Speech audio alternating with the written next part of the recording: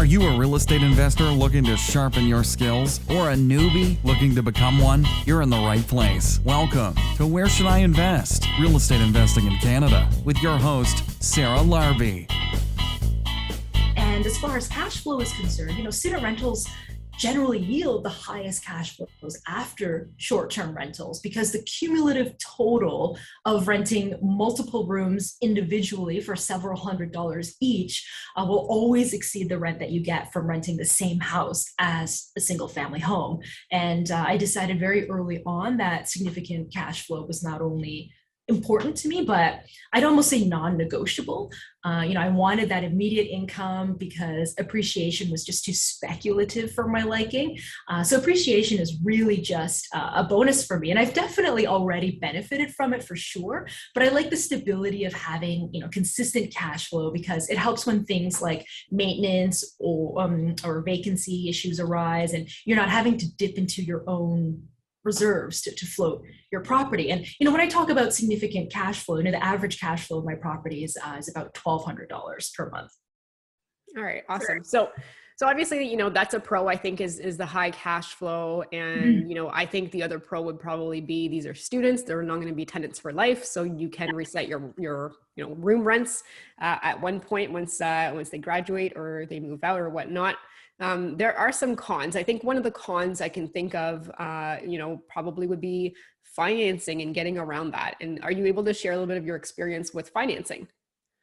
Yes, so that definitely is a challenge. A lot of A-lender banks wouldn't touch student housing with like a 10-foot pole. And it's largely because they hold very archaic views. When they think of student housing, they don't think of these nice, well-kept, well-maintained, beautiful properties. They think of like Animal House and, frats running amok and like destroying, what are essentially their investments as well.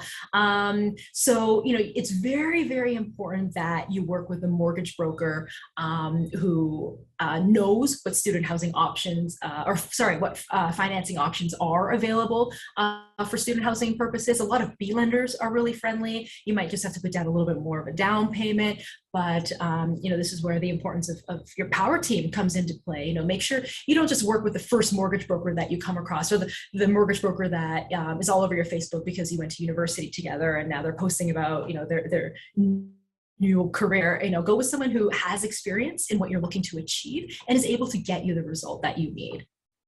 Yeah, absolutely. Team is super important for people that are starting out, but also, experienced investors as well. And, somebody that can grow with you as you're scaling and as you're adding more to your portfolio or really having more of a complex. I mean, the more you have, the more complex, your situation might be in the sense that you've got some corporations, you've got, potentially some in your own names, et cetera, et cetera. So financing can definitely be a challenge. Are there any other downsides to student rentals that you'd like to share?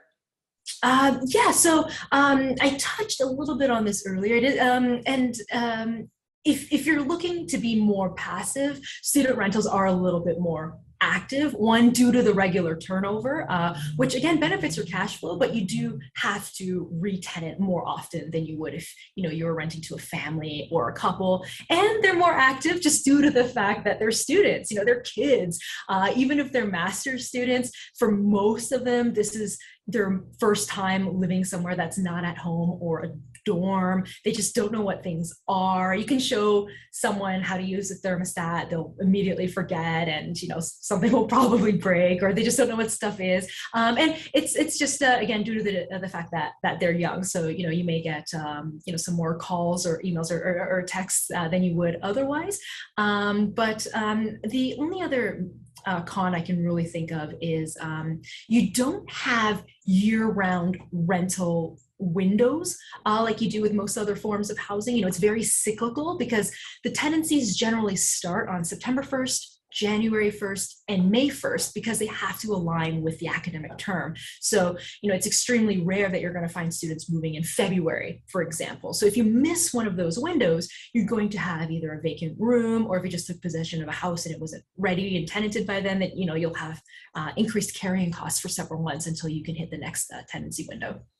Yeah, I mean, that's definitely a great point. Now, are you putting all the students on one lease as you do this, or are you doing lease by room? Oh, great question. So right now it is lease by room, and that's because I just had to tenant during COVID. But my intention and aim and ultimate goal would be to have, just groups renting out the entire house on a single lease, which would definitely help for further financing as well. Yeah, absolutely. I think that's like a way that we all get around. Well, I mean, I don't do student rentals per se, but talking, from a broad average investor that's doing this, one lease for everybody is a way to get around many things. So it makes banks happy. Yeah, for sure. So why luxury? How are you defining luxury? I'm just curious, like what makes, your student rentals different? Are you charging more? Are you providing more amenities? Walk us through some of that.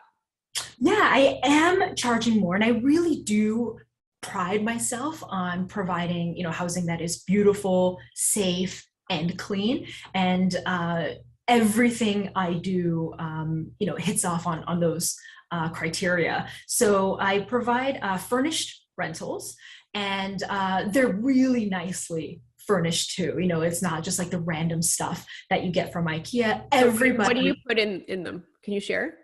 Oh, yes, of course. Yeah. So the living room is entirely furnished. So that's, like sofa, the dining room is furnished. So dining table, seating, like coffee table. And for the individual rooms, I provide beds, bed frames, and desks.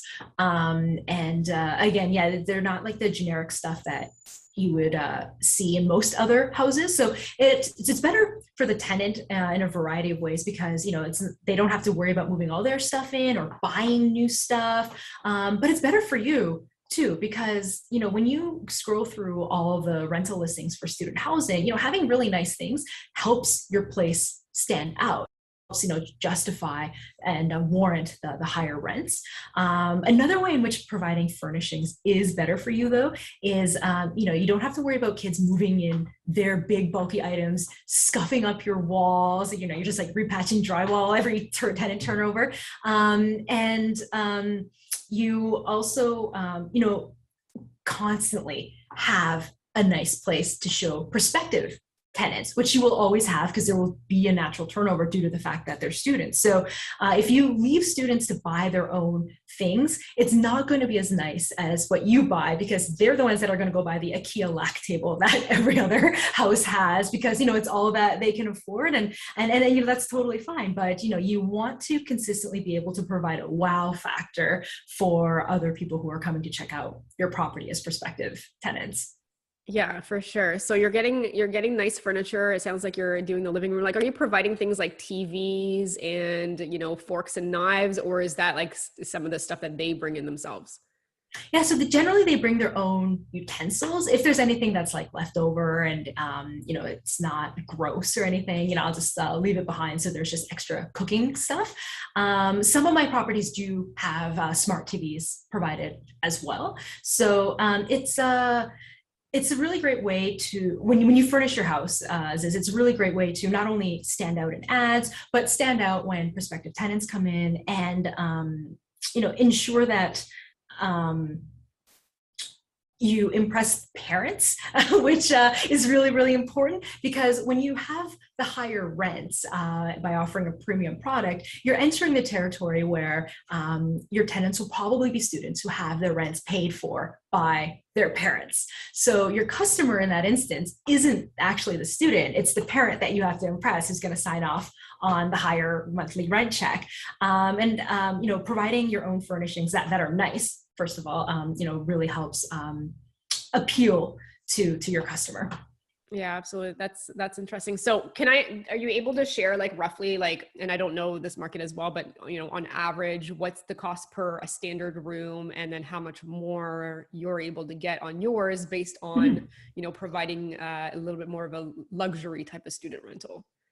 Yeah. So it's so interesting. There's such a spectrum of monthly rents in Windsor. There are rooms that go for as low as like $300 each, but they're either far or, it's like a mattress on the floor and you probably have to bring your own. I would say the average rent in Windsor now probably hover around the $500 to $600 mark. Anything above 650 is really getting up there. And I'm getting as high as $700 per room for a lot of mine.